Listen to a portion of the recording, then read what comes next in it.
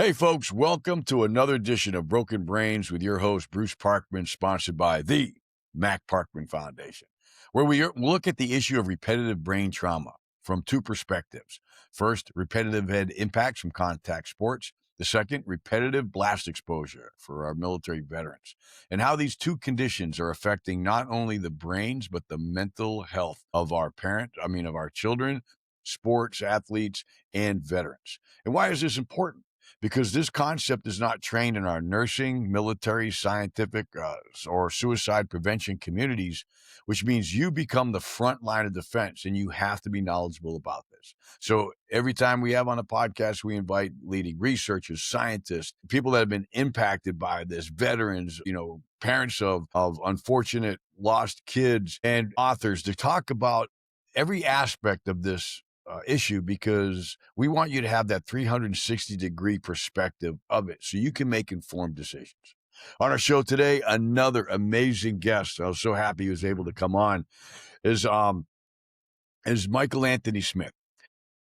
Mr. Smith is a retired U.S. Navy Special Warfare combatant craft crewman with over 24 years in naval special warfare.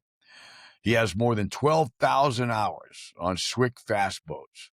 And Mr. Smith has endured millions of subconcussive impacts and the extreme physical toll of maritime special operations, an invisible battleground that has left countless operators with lifelong injuries, and many of them not here anymore. After retiring, Michael became one of the leading voices documenting the true cost of this mission set. He conducted a groundbreaking survey of over 300 former SWCC operators, revealing near universal signs of traumatic brain injury, chronic pain, endocrine dysfunction, and the broader condition now known as operator syndrome. He has recorded over 25 special warfare combat crewmen TBI interviews, giving a voice to the men behind these missions. Today, he continues to advocate for recognition, research, and access to life-changing treatments for the SWCC community and the broader South world. Mr. Smith, welcome so much. Anthony, welcome so much to the podcast and appreciate the time you're taking to come on, sir. Thank you, Bruce. I appreciate you inviting me here, and I've been following you for a little while and watching your videos, and I really, I'm appreciative of what you're doing with repetitive head injury, and I saw your story about your son, so I feel a lot for you. So thank you very much for what you're doing. Yeah, no, I appreciate it, man. Like it or not, Mac has made me a better human being. Yes, sir. And, what we got going on right now is an amazing testimony to that young man. And it starts with people like you Yes, sir. that have been on the front line and done a job that none of us ever thought from a perspective of mental health, brain wellness, physical well-being, that it would have this amount of impact on our operators, right? So first of all, before we dive into this, we got a lot to talk about. Tell us a little bit about yourself, Anthony. Where'd you grow up? What led you to join the Navy, and how did you end up being a special warfare combat craft crewman? Okay, so I grew up in Fayetteville, North Carolina. You're familiar with that place? No way, not the vacation zone. No, I didn't know you lived in paradise known as Fort Bragg. I think I walked around the mall there as a kid, and I saw the Army guys all the time walking around in uniform. I don't know why I didn't join the Army, but one of my buddies kind of talked me into joining the Navy when I graduated high school. So I joined the Navy in 1986, went into the Fleet Navy, and spent 10 years out in the fleet. And then I saw special warfare fast boats. One day out on deployment, they came up alongside of the ship I was on, and I'm like, what the hell is that? But that looks cool. I want to try it out. So I joined SWCC. I went to SWCC school in 1996, class 20. And from that point on, became a special warfare boat operator or SWCC. So I spent my first 8 years in the teams, deploying most of that time, training, going overseas, going to the Middle East. About the 8-year mark, I went into training department for about 2 years, and then right around that 8-year mark, I had a grand mal seizure kind of out of nowhere. I was getting ready to go back into deployment cycle again and go to Iraq. And so when I had that grand mal seizure, when you look at traumatic brain injury, repetitive head injury, I had a host of things that kind of manifest that are all secondary to traumatic brain injury. from 2004 to 2010. 2004, I went through a medical board. They tried to kick me out of the Navy, and then I fought that. Spec War kept me in. I finished up my career doing recruiting and training guys to become Navy SEALs or Navy SWCS, and retired in 2010. So let's talk about, got, a lot of the, first you mentioned boats, man, and I got boat porn fever, man. I'm a boat captain. I love boats, man. It's kind of crazy. And I love those kind of boats. Yeah. But I don't like what they do to us on these kind of missions. But so when you went to get kicked out, what were they going to kick you out for? Were you mentally unstable or just physically incapable of doing the job? I mean, you just had a grand mal seizure. Yeah. Did they attribute that to your SWCC combat boating, or did they just say it was out of the blue, man? All of a sudden you're like an epileptic or something. The EEG showed irregular cellular activity in the front left lobe, which is indicative of diffuse axonal injury, which comes from millions of subconcussive diffuse axonal injury impacts. They couldn't really attribute to anything. In 2004, there was no talk in naval special warfare about traumatic brain injury, wave slamming, repetitive head injury. Everything in my medical record from 2004 to 2010 is not connected in any way to traumatic brain injury or my service. So when you started getting looked at for these health issues that are coming out of nowhere, what would they say the cause of all these, the grand mal and all these other problems were from? Just that cellular activity in my front left lobe. So they couldn't attribute it to anything that I did in the military. And then the I guess secondary, the point. Yeah, keep going. I'm sorry. the secondary things that came up, there's things like anxiety and depression and those types of things that come up, and those things were all attributed to me toward the end of my career trying to retire. So Okay. So they probably classified that under PTSD or something. I never had a PTSD rating while I was active duty. And that came when I went to Tulane. But I had currently probably 30 to 40 different comorbidities that are secondary to TBI. And the majority of those that I had when I was active duty, insomnia, sleep apnea, central sleep apnea, none of those things were attributed to brain injury. So, I mean, and I guess the point that I'm trying to make is that they had absolutely no awareness at all that what you were going through could have been associated with your job. No. And we're going to talk about that. And then just because I got to ask, what kind of medication were they throwing you on for all these comorbidities? I mean, you must have had a bag of drugs. I was one of those guys that decided I wasn't going to take any of those drugs. They put me on anti-seizure medication for a couple of months. I was like, look, I only had one seizure. I'm not epileptic. They said I was, but I never took seizure medication. So let's talk about the job of a SWCC boatman. All right. So let's talk about, the job and the boats, the velocity. So, I mean, at our summit this year, as we talked before the show, Dr. Pearl came and talked about this whole, he presented a case of a combat, crewman, a SWCC boat operator. And this is the first time that he has associated CTE with a military. Usually it's blast exposure, which has different indicators of damage to the brain. But this was the first time he saw, exact evidence, and it was the worst case of CTE people have ever seen. So let's talk about the job of a SWCC boat operator. Educate our audience on what does that entail. Okay. Well, beginning right around 1990, the SWCC community transitioned into speedboats, kind of like cigarette-style boats. They go about 60 miles an hour. They slam into waves every 1 or 2 seconds, and they impact waves 15 to 20 Gs, according to Special Warfare Group 4, who just submitted a Vulcan request for information, trying to mitigate 15 to 20 G impacts, and specifically trying to mitigate traumatic brain injury. So Group 4 just submitted that online, and I have copies of that.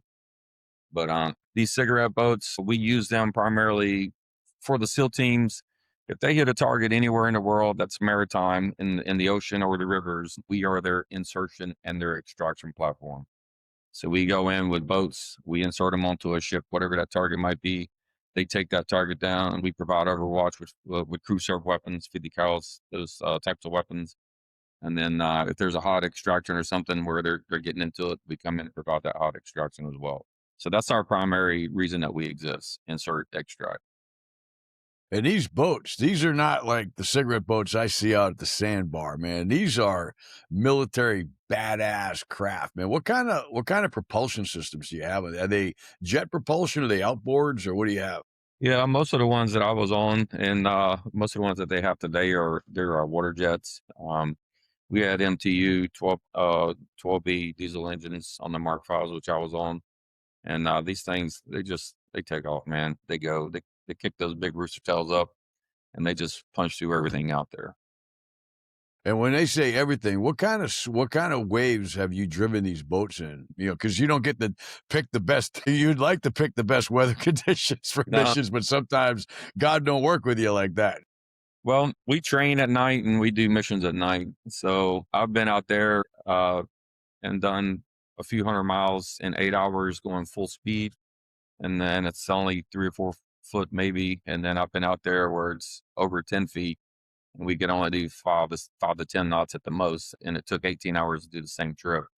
So we go in all sea states. We go at different speeds depending on how bad it is and how bad it's beating us. But when you're out there moving, like I said, 60 miles an hour, you hit a wave every second to 2 seconds, and that's 15 to 20 Gs. I have data that shows 40 G sustained impacts as well. So there's a lot of different research and things out there showing different things. Yeah, That's and that would all be dependent on the sea state. I mean, you might hit 10 to 20 G's in 1 to 2 feet, but you start hitting 3 or 4, the G's go up. And what kind of restraining system? Like, do you have seat belts? Do you have like those race car belt? What do you have when you're driving these boats? What keeps you in your seat? we had aircraft seats. They were called STID seats. They had harnesses in them, like full suspension harnesses. We would either stand or we would sit, depending on how bad it was and what we were experiencing. Standing or sitting, you're still getting that force applied through your body, and it's magnifying as it goes through your body. So I sat quite a bit, and unfortunately, when you're sitting, those G forces are going through your lumbar spine all the way up through your Uh, cervical spine, and I have 31 vertebrae fractures. That's my entire. and then what do you have on your head when you're doing this stuff? Yeah, I mean, obviously, if you're going into a hot extraction, you don't have no plastic helmet on your head. Now, if we're doing regular training type missions, we still have a comms helmet on, but then they use ballistics and they use night vision as well. So you're adding quite a bit of weight to that fulcrum and that rotational force. Yeah, so you're hitting these waves at 15 to 20 Gs, or whatever you're hitting it. Plus, you've got the added weight of this helmet on Yeah. your head while wow, man, that is, I mean, that's a lot. And, Well, there's one thing that happens with this is, let's say you're sitting down, you're taking a 20 G impact. That 20 Gs is transferring through your pelvis, through your thoracic spine. When it gets up to your cervical spine, your C5, C6, C7 is the fulcrum. So the fulcrum is basically that pivot point where a lever is doing this. So that C5 is where everything is pivoting, your neck and your head. And then as it comes up about 7 or 8 inches, up here is either double to three and a half times more the rotational force of what this is getting. So if I'm getting a 20 G impact at my C5, which my C5 is only 9 millimeter right now, it's almost crunching down on my spinal cord. I'm getting double that, so 40 Gs or even 50 Gs on the frontal lobe and on the center of my brain, where most of your communication systems inside of the brain, that's right there in the center. And we yeah. get severe diffuse axonal injury in that part of the brain. And I've sent over 100 guys to Tulane, and every one of the guys that went there were diagnosed with central processing disorder. All of them. So let's talk about a diffusal axonal injury, because that's a lot more complicated than the head-on hits that you get like in contact sports. Right. Can you dial into that a little bit more? Well, yeah, I'm not a brain expert. I'm actually working very closely with Dr. Marine, who's been on your show before. Dr. Maroon, the guy that thinks that kids should be playing contact sports. Not a big fan of that guy right now. Yeah, but He's a good yeah, guy. yeah. Crap, know where was I going with this? A diffusal axonal injury, because I mean, if you want, I mean, Yeah, so for the audience, is that a diffusal axonal injury, from what I understand, is like when you, instead of getting hit head on in football, is when you get hit from the side, and you got all these twisting forces. yeah, It's just a more serious brain injury yeah. or impact than just the front on kind of It's that were accelerometer driven kind of hits that you take, like when you hit tackle in football. It's like when you get hit from the side, it twists and it yeah, really adds a lot more damage, I guess is what I'm hearing. yeah. So going back to the fulcrum and your neck as a lever arm, and your head being at the end of that fulcrum or into that lever. That head is rotating. It's causing rotational forces, and those rotational forces from 20 G's on my neck, or 40, 50 G's, or even it can be up to 120 G's as rotational forces. So all of those microscopic cells, neurons, and everything else in the brain, tissue, white matter, gray matter, that stuff is shearing. So it's actually just tearing it. It's doing microvascular shearing of blood vessels all throughout, Hmm. and it's doing tissue shearing all throughout. So we don't have a focal point with a lot of the guys that I know personally that have dementia, Parkinson's, Alzheimer's already in their early 60s or even early or mid 50s. It's not on one location, it's across the entire brain.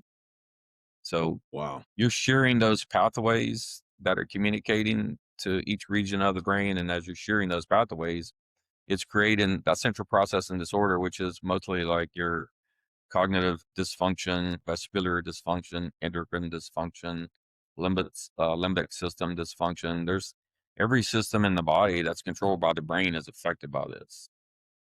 And that's what I want the audience to understand is, like, we talk a lot about contact sports here and blast exposure, right? And so, blast exposure, you're on the range, you're in the shoot house, you frag room. Say you're on the range all day. Okay. You might take, just say top end 100 blasts, right? Yeah. Between frags and hitting the doors and all that stuff. And then of course the company with shooting and stuff like that. But when you're in a boat, I mean, and you're on an 8-hour mission, like you said, I mean, that's tens of thousands of hits. That's Yeah. thousands of hits right there, of like the same magnitude that you would take tackling in football.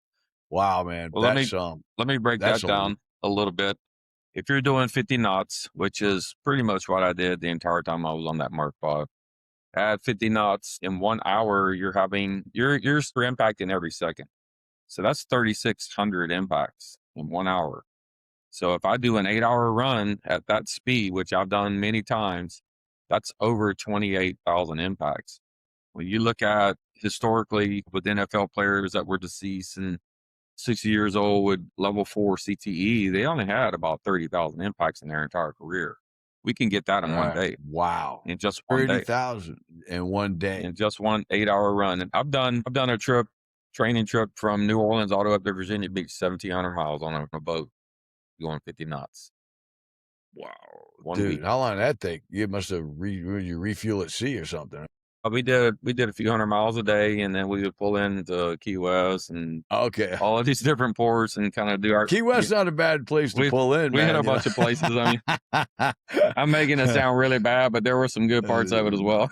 You know, That's not a bad place to pull over, man. No, man. Wow, dude. I mean, and that's what Dr. Pearl in his presentation made so apparent. It's like, look, this is like probably the worst job to have in terms of what we're doing right now. So, I mean, so obviously the impact on the SWCC boat operating community has been quite significant. it's very devastating. Those 300 individuals that were in my survey, I found 80, 90 percentile levels with over 40 different comorbidities. And I know Dr. Chris Free from Operator Syndrome. I speak with him quite a bit, text him. He gave me about 5 different surveys that he uses to clinically assess patients. And I use all of those surveys, build them into how I would collect all my information with my interviews and with my survey. So everything in my survey was actually a clinical question that is asked by a practitioner. So it wasn't something that I just made up. But 40 comorbidities, and on average, everyone had at least 30. Dude. And a quick question, were any of these men, and I don't know if there's women that perform these duties, But were any of them released early from the military for being impulsive, for just not, being able to get along with Yes. the military because they were mentally ill or what, making stupid decisions as, we all do. I know one guy who was driving to work one day, blacked out, crashed into some trees, head on collision because of his TBI. He just said, "I quit." I know other guys that a lot of guys toward the end of their careers, everyone's abusing alcohol, everyone's having behavioral issues or personality changes and those types of things. So back then, we just said, "Hey, man, you're not acting correct, and we're gonna do something about that." So that happened quite a bit. Everyone, there was a study that came out in the late '90s, early 2000s that said this was an official study that 100% of SWCC operators have injuries by their 10-year mark. Not one injury, but multiple injuries. We were the highest rated injury MOS in the military. And I think there should be, between, I mean, there's no reason now with the evidence that we have that these men, and especially if they were like kind of given the boot or they had to leave early, should not be able to go back and get full compensation for their military service, get retirement, get their bad conduct discharges or other than honorable discharges reversed. I know, Because I know that when they were probably booted, they were booted for, incompatibility with military yeah, service, some crazy thing. It wasn't because they were ill, because nobody knew how to associate their job with their mental illness. I know one guy specifically. He had about 17 years in the Navy, and he got busted down. He was an E6. He got busted down to E3, I believe, and kicked out of the military by our community. And he doesn't have a retirement. He has 100% disability. That's basically all he has. And he was just diagnosed with Alzheimer's. He's 63. Yeah, that's the kind of stuff we need to take a relook at that, and Yeah, maybe we might be able to talk offline, because that's the tragedy right now. Because not only him, but there's, I would say, thousands of other veterans that have been released since 9/11 because of the impact of their service on their brain. They make, they make dumb decisions, or in your case, I was gonna ask you, I mean, like that guy blacking out. I mean, I can imagine that some of those hits are that hard where, you might even black out driving a boat or something. I that mean, I don't know if happens. that's ever happened. Really? In my survey, I'd have to look at my numbers, but it was about 30 or 40% of the guys had claimed that they blacked out. On a mission. That's not being knocked out. That's blacking out.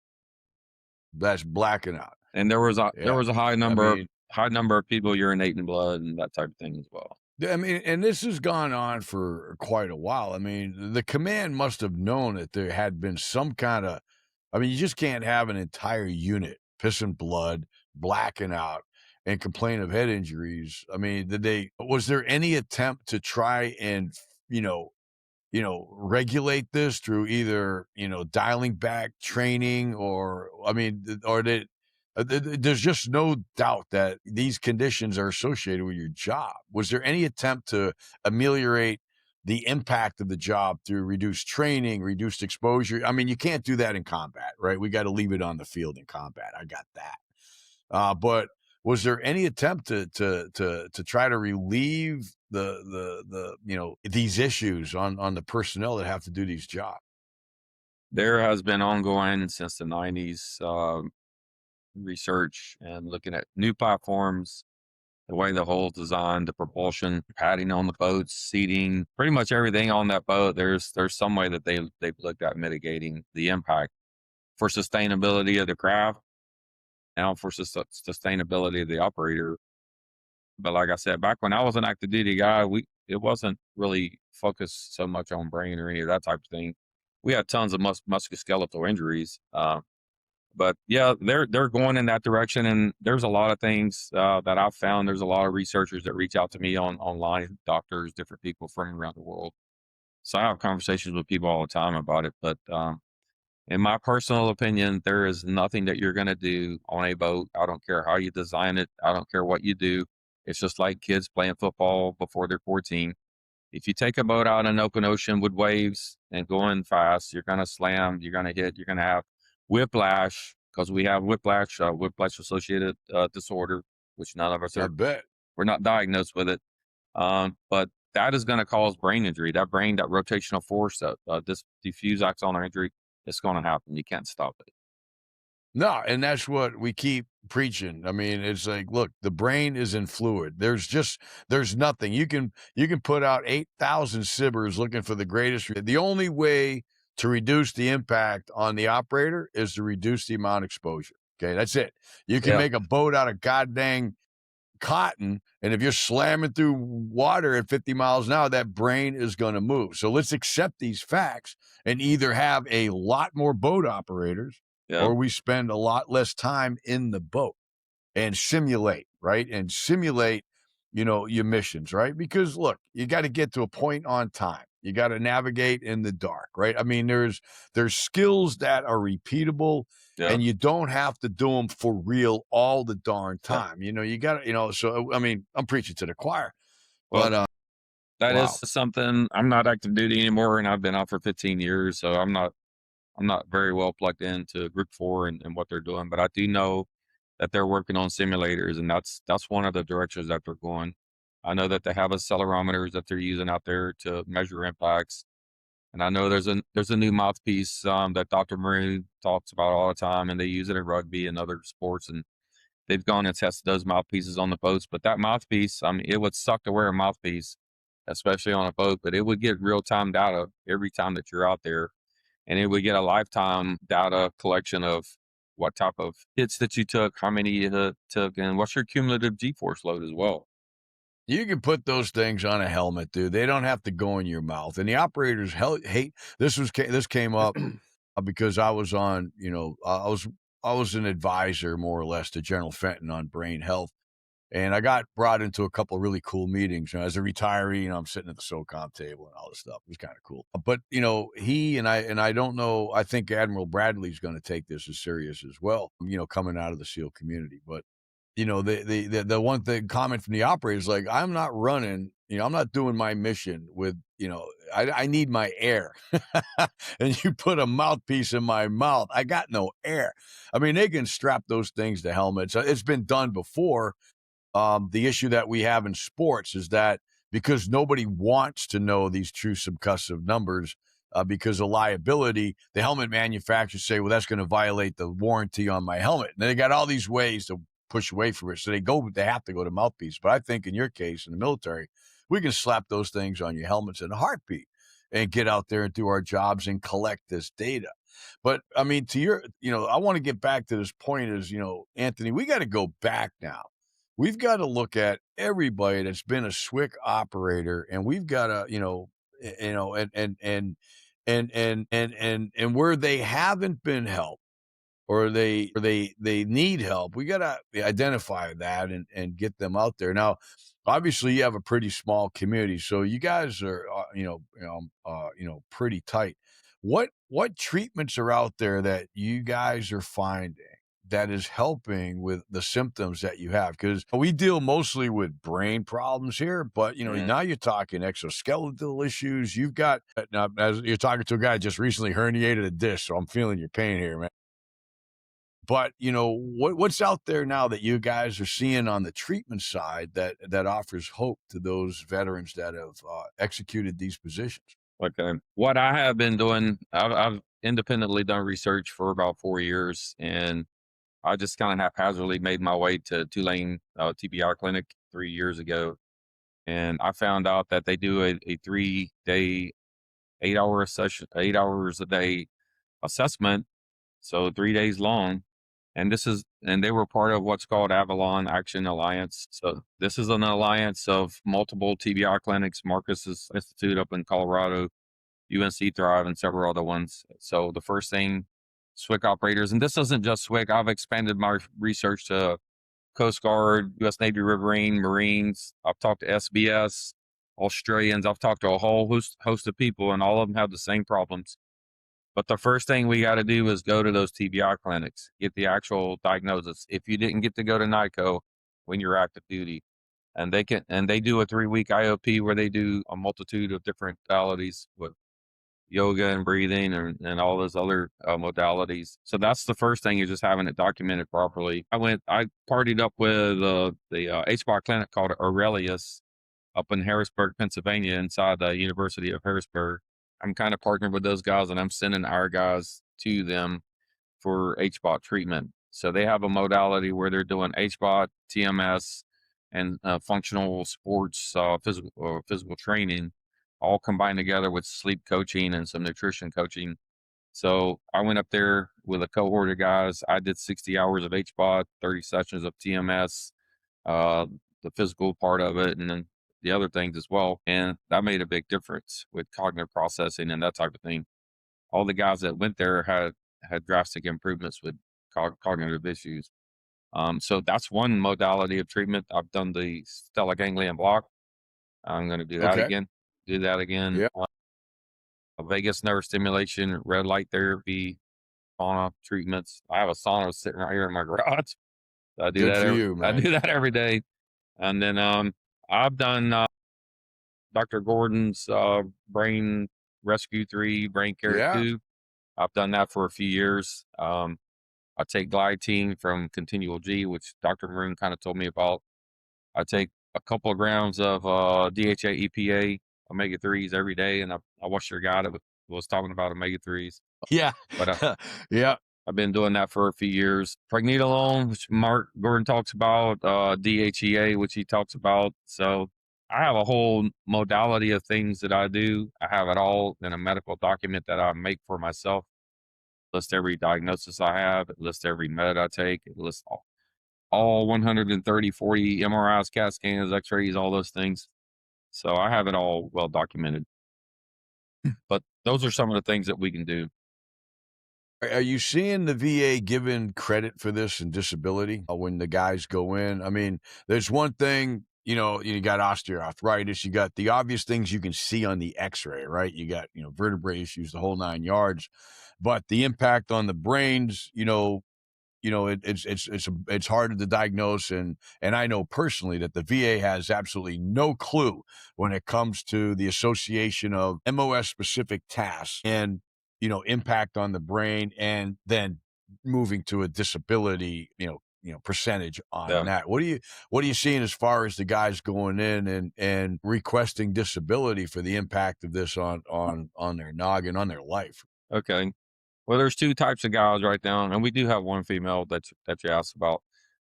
One guy is the active duty guy right now, or lady, and they go to NICO. They get the full assessment, everything. 80% of those individuals are leaving the military with the correct ratings and things like that. The other Okay. group of guys are guys like me that we didn't have NICO. We didn't have any of this stuff when we were active duty. So I went to the VA Polytrauma Center. I told them everything that I've told everyone else in the world. And they looked at me and said, "You don't have any TBI connected to military service." So What? they denied me when I submitted my claim. That kind of infuriated me to the point to where I had to dig deeper. That's when I went to Tulane. I spent 4 weeks at Tulane. I took all the documentation that they gave me. I submitted that again, and the VA still denied my traumatic brain injury. So today, I don't have a rating for TBI. Bro, then you and I need to talk, because when I went to the VA, and this is where we get Dr. Pearl involved in Dr. Pearl's study, because it's about education and awareness. Yeah. When I went to the VA, all I wanted to do is make sure that my tens, because I had osteoarthritis in every joint but like one elbow, right? And I said, look, I don't really care about, these things right now, but my brain ain't working right. Because I was going through a lot of mental health stuff. And I said, and I think it's because of all the trauma that my brain's been through. And they said, well, tell me about the trauma. So I told them about everything that I went through. And the only thing they asked me, you got any scars? I go, come look at my eyebrows. So they come up and they look at my eyebrows, and it's all scar tissue from rugby, right? He goes, what have you been doing? I go, I got cracked orbital bones and stuff. I go, dude, I was all Army rugby for 8 years. I played semi-pro. And he goes, oh yeah. He said, dude, and I didn't need the disability. They gave me another 70% for my brain, because I was able to educate them. And I told him, he says, how do you know so much about this? I go, dude, I lost my son. I'm all over this issue. And I wrote a book on it, and I started giving him the information. So I think what we got to do now is, with Dr. Pearl's study showing what you guys are going through from a CTE perspective, it is absolutely irrefutable. And we got to get a package. And I can do a whole webinar to your community on this, where we can talk about, this is what you tell the VA. You have to, and you're already doing this, right? You're validating. You have your DD-214. Now we've got to validate the extent. So what we need to do is we got to come up with the equivalent of a GBEV, which is blast exposure, for RHI, where you can say, and you come up to those millions of hits every year. This is how many trips I took. This is how, the approximate amount of and then, because once you document and validate it, and you already got all the X-rays, the MRIs, dude, there's no reason for them to be done. It's all education and awareness. Or you need to go find a better VA practitioner, because there's absolutely no reason why you shouldn't be given a TBI claim based on, the impact of your job. Man, that is ludicrous. I'm so sorry to hear that, bro. Well, but I'll help you, dude. Let me know what I can do. I got what's called a SWCC occupational letter from Naval Special Warfare Group 4, and it lists a blast pressure from shooting crew serve weapons, because we shoot millions and millions and millions of rounds. It lists parachuting for all the guys that did parachuting. It lists the boats for guys. And it says specifically in the boat section that we took sustained 40G impacts up to 64G impacts. It says is at 4,000 rads. 4,000 rads it's right smack dab in the middle of concussion that they use in concussion protocol for the NFL. It says it right there in that letter. I submitted all of that as evidence. I'm 100% total and permanent, and I'm probably 450% without TBI. Yeah, and I've just been so focused on what I'm doing in this space with the research and putting information out, that I have a letter from one of my primary care doctors saying, "Hey, I support him with his TBI claim." I just haven't filed it, man. Well, I mean, the thing is, if you got your 100, you got your 100, right? Yeah. And now it's, what kind of treatments will they sponsor? And that's what the problem is. Everything that you just talked about, stellate ganglion blocks, right? TMS is available in some of the polytrauma, instances. HBOT, these just aren't covered by the VA. Vagus nerve stimulation, your sauna, hot cold therapy. And I hate jumping in that cold plunge stuff. I had to do it this morning. But these are not covered by the VA. And these are the only things that can help treat the brain. Yeah. Right. That's the problem, is that you don't have, I mean, you got muscular injuries, you got a lot of problems. But when it comes down to mental health, unless we fix this, then we've got men and women on bags of drugs for anxiety and depression and panic attacks and mood disorders and schizophrenia, or whatever their issues are, right? And that don't work, because we're not treating this. And so, to your point, even if you had the disability claim for TBI, they would offer you therapy and drugs anyways. That's all they got, that's what we're trying to change. So, man, that's bananas, man. But yeah, I mean, you've done a lot of work in this space, man. And God bless you, man. I mean, for taking the lead on this, because it wasn't until Dr. Pearl showed us that, and we're sitting there horrified, like, what? And he had a video of a SWCC boat operator, and you need to show that to the VA. And just at night, this guy going, and he slammed in the one brain, and his head, all you hear him was go, oh, and you could just see what that was doing to that poor man's brain. That's everybody. But we've got to do this. And we've got to fight at war. We've got to get our SEALs in. We've got to get our SEALs out. They need cover under hot instructions, unless they've got air cover there. So what do you think is the future of this? Where do you think the Navy, you said that they're looking at, ways to mitigate the concussion, better boat designs. Where do you see the future of this going?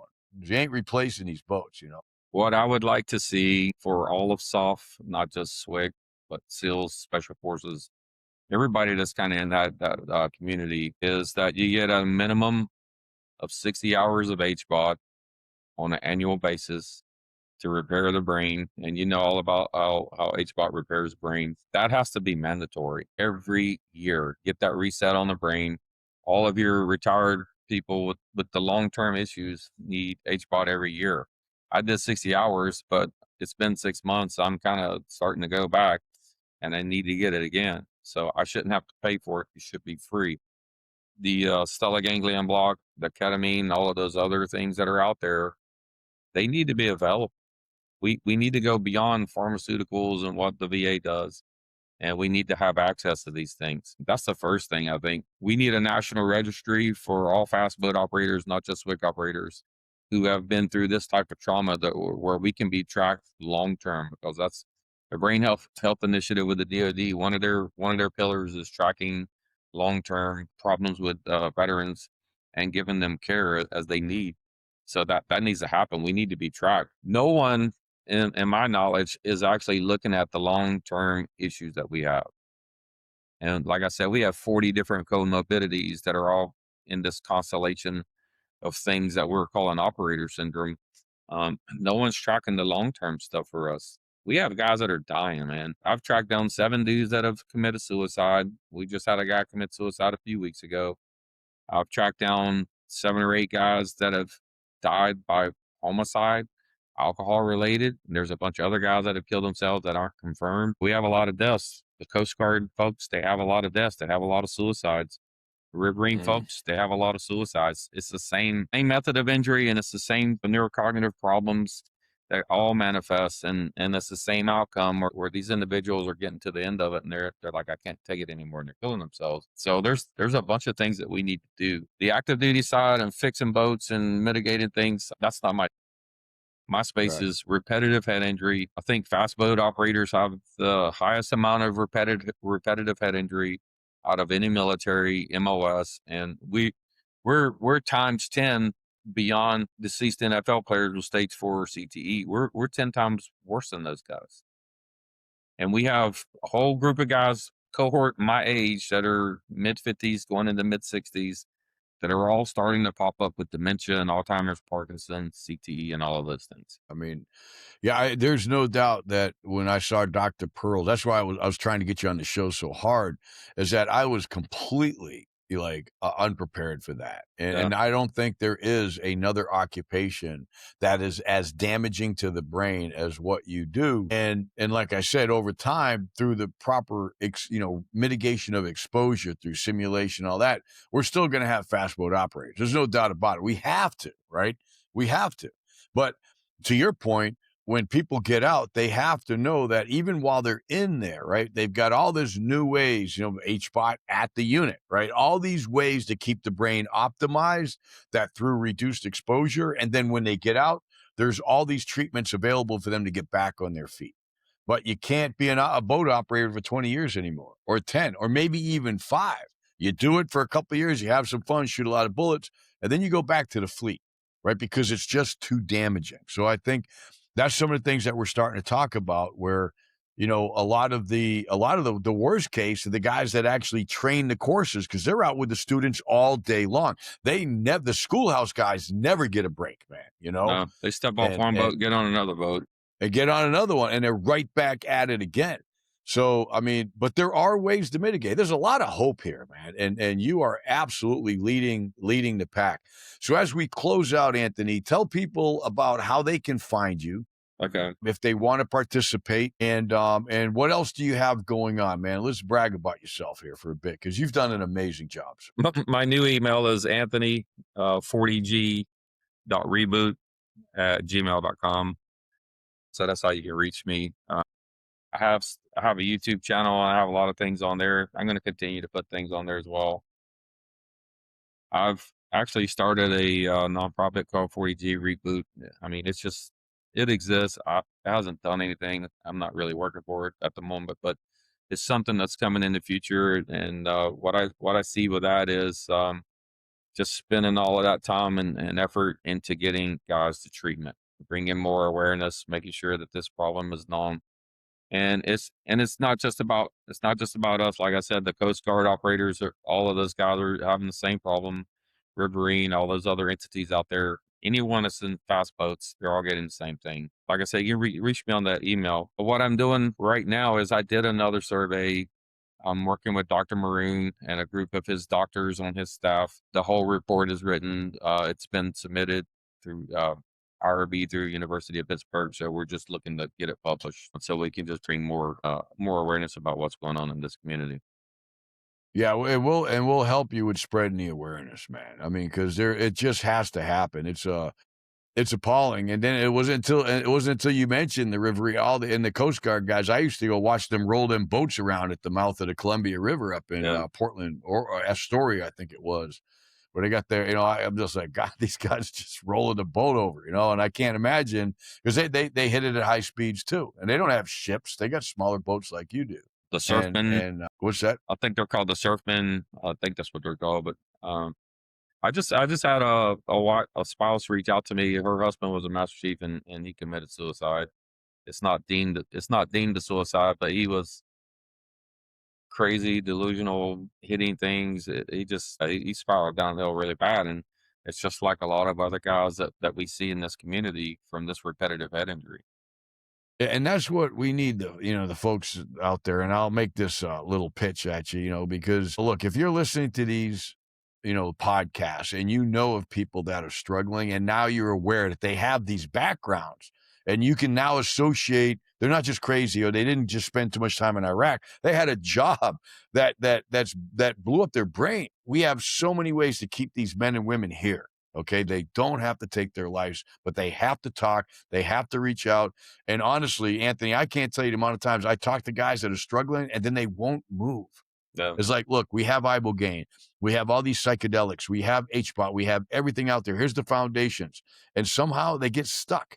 And it's like, you got to help yourself. You can't, you gotta, you helped yourself in the military. You got through these wars. You can't just eat it, right? You can't eat it. And so many of our men and women are eating mental health issues that are leading to these horrible outcomes for not only them and their families. So, this is a plea, right, to folks that are listening to please reach out to somebody, contact us, contact Tony, because there are things that can help you and there are people that can help pay for this. And gosh, man, I mean, nobody should be suffering because they served their country, right? And that's where I get my anger bone going, and that's why we've got legislation up in D.C. that we're trying to get moving right now to make everything that you said, Tony, to make it available, to make it free, make it covered, because you serve the country, they serve the country, and if this is an outcome, just like the VA, and the VA needs to really get off their butt and recognize this for the issue that it is, okay?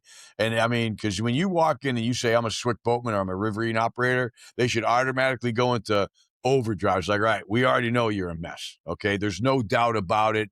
We don't have to really evaluate you. If you've done this for more than 5 years, you're a disaster. Okay. How do we get you fixed? And then we got to get them off this FDA crap of, these approved drugs and all this stuff and get them to think outside the box. But that's my job. Anthony, thank you so much for coming on the show, man. And my heart's with you. I'll be praying for the SWCC community and for, better outcomes in the years to have. Don't give up. Keep driving on, man. And if there's any way that we can be of help at the Mac Parkman Foundation, reach out to me and let me know, okay? So I appreciate your time. Thank you so much. No problem, man. God bless you. God bless you on your journey, and we will see you soon. All right, folks, another great episode of Broken Brains, man. Really appreciate you spending the time. Remember, we've got a lot going on at the Mac Parkman Foundation. The book is for free. I had to write it in pain. Go get it. It's 88 pages. Look, all right, one night, bag of popcorn, 6-pack of beer, whatever it takes. Read the book and be informed. Go get our app, Head Smart, on Apple, the Google stores. It's the only app with not only concussion, but repetitive head impact information on it. And the book's on there as well. And so, and keep going. Follow our events. The summit's coming up next year. We're going to be picking some dates. We'll be follow on with the Army-Navy game. We're going to start having webinars for military, service veterans, and athletes on the issues of repetitive blast exposure and CTE for the boat guys, as well as repetitive head impacts for sports. So go to our website, look for those events. They're for free. Get the information you need to make better decisions. And remember, as you walk through life, you only got one melon, especially your children. Take care of them and take care of this, because it's all you got. We'll see you next time on Broken Brains with Bruce Parkman. Thank you very much. Take care.